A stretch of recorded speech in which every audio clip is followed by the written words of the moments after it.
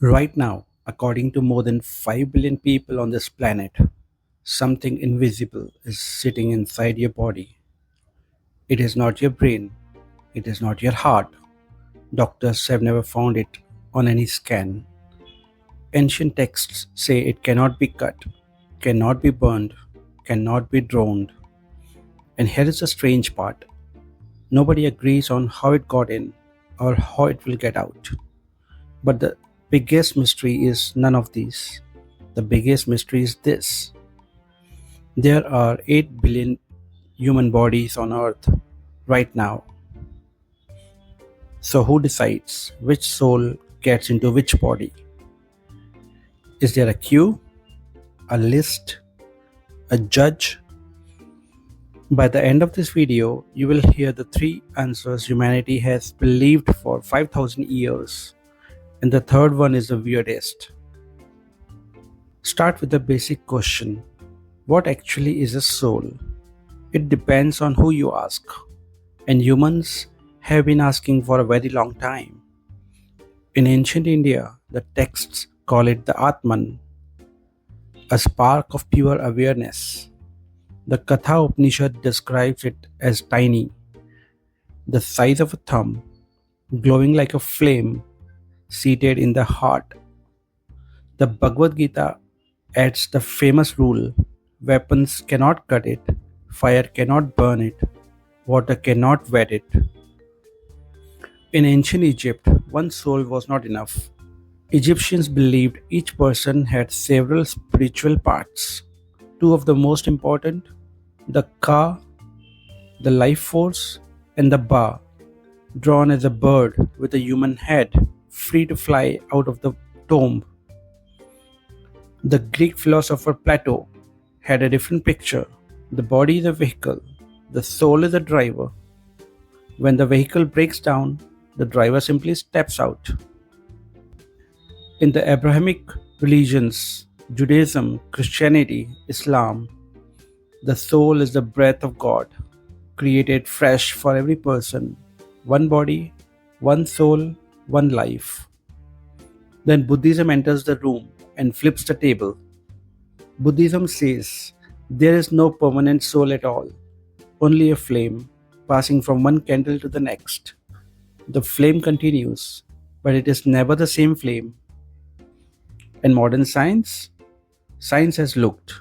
No instrument has ever detected a soul.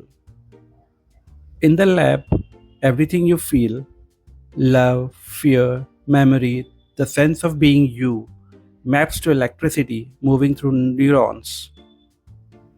5 traditions, 5 completely different answers. And that is only question 1. Next question: if a soul exists, where exactly is it? Inside the body first. The Upanishads point to the heart, not the pumping organ, a secret space within it.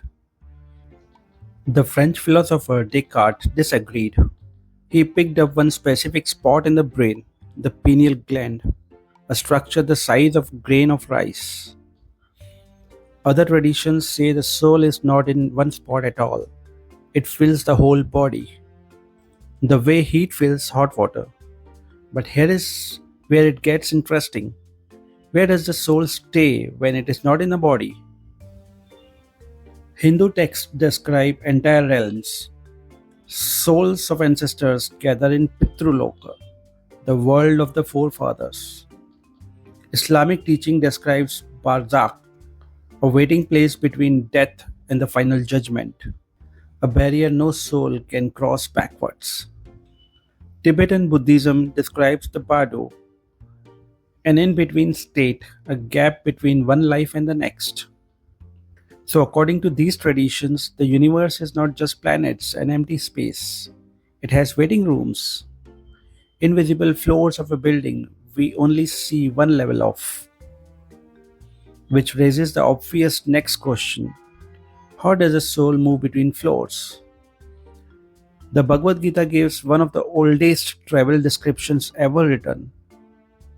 It says the soul moves the way wind carries a scent from a flower.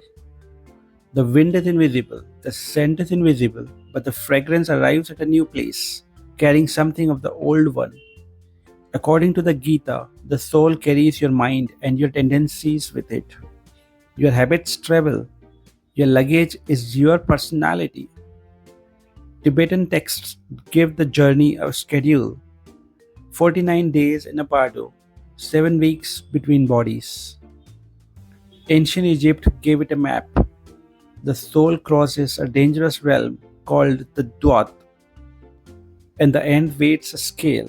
The heart is weighed against a single feather.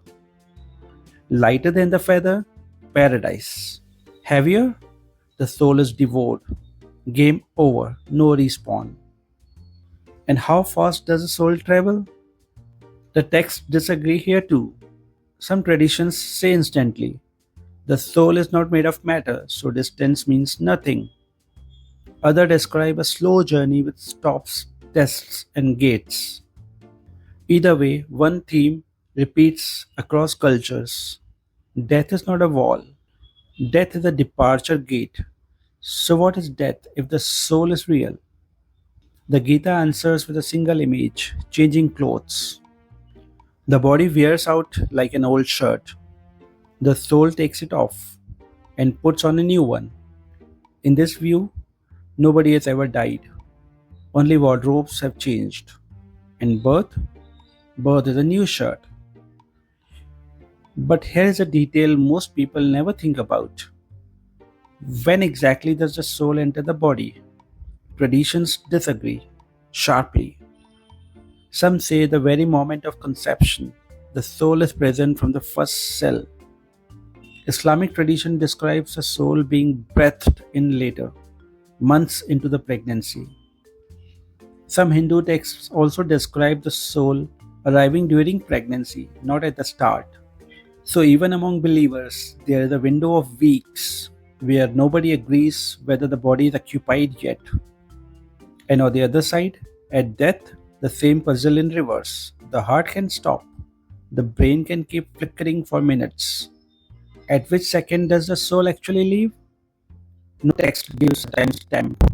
Which brings us to the question this whole video is built on. 8 billion bodies, countless souls. Who runs the matching system? Humanity has produced three main answers. Answer 1: the automatic system.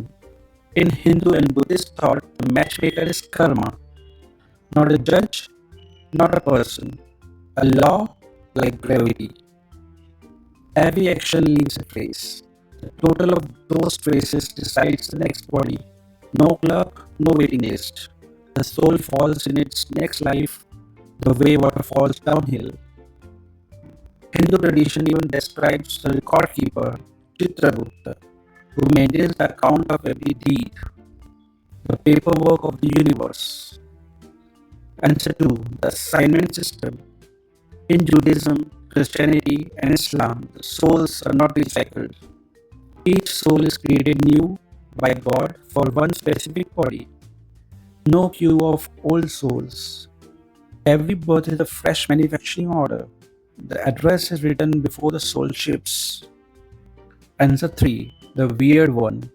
In Plato's Republic, written 2400 years ago, there is a story called the myth of Ur. A soldier dies, visits the afterlife, and comes back to report what he saw: souls standing in line, choosing their next lives themselves. Kings choosing to be animals, poor men grabbing the lives of tyrants without reading the fine print. In Plato's version, nobody assigns your life, you picked it. And most souls he wants choose badly. But every version of the system faces the same modern problem. 2000 years ago, Earth held roughly 300 million people. Today, 8 billion. If souls only recycle, where did billions of new ones come from? Hindu texts have an answer ready. Souls climb up from millions of other life forms. The animal kingdom is a waiting list. Now the darkest question: how does a soul actually leave a body? Hindu texts describe messengers of Yama, the lord of death, arriving to collect it.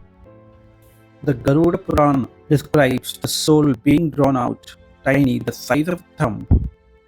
Islamic tradition names the collector Azrael, the angel of death, gentle with the good, not gentle with the rest.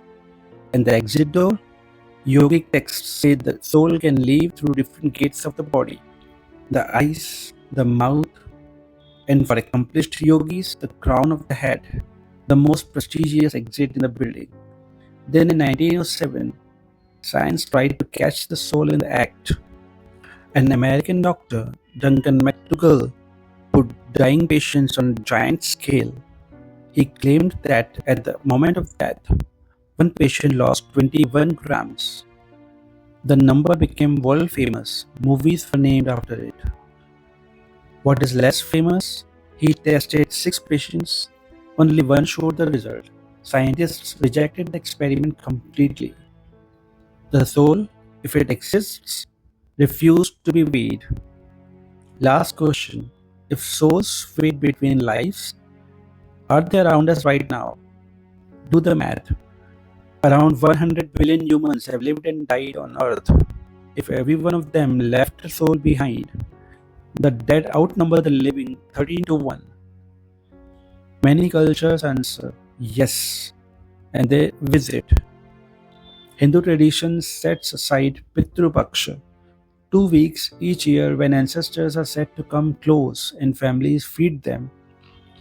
Japan celebrates Obon, lanterns lit to guide returning spirits home.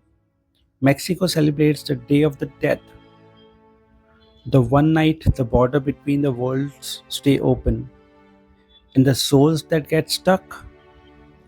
The Garuda Purana says souls denied their final rites wander as pretas, restless ghosts, trapped between floors. 3 different continents, the same idea. The dead have never fully left. So, back to the question from the beginning. 8 billion bodies? Who decides which souls gets which one? Here is what 5000 years of human belief agrees on across every system in this video. Nothing is random. Karma says your address is earned. Scripture says your address is assigned. Plato says your address is chosen by you. 3 systems, 0 coin flips. Which means, considering one or all of these traditions right, you are not in your body by accident. And if science is right, there was never a package to deliver at all. Your body built the feeling of you from scratch and will switch it off the same way. 2 answers, 1 question. And the only experiment that settles it is the one nobody comes back from. Which side are you on? The comments are open. Thank you.